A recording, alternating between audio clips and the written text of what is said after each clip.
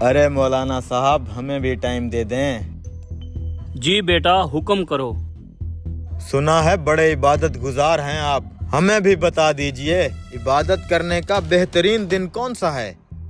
बेटा, इबादत करने का बेहतरीन दिन है मौत से एक दिन पहले।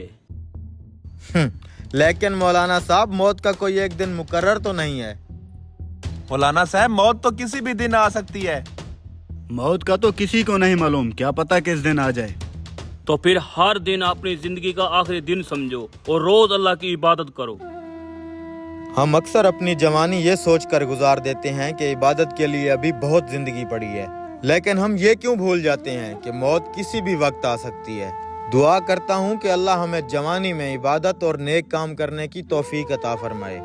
वीडियो अच्छी लगे तो सवाब की नियत से शेयर लाजमी करें।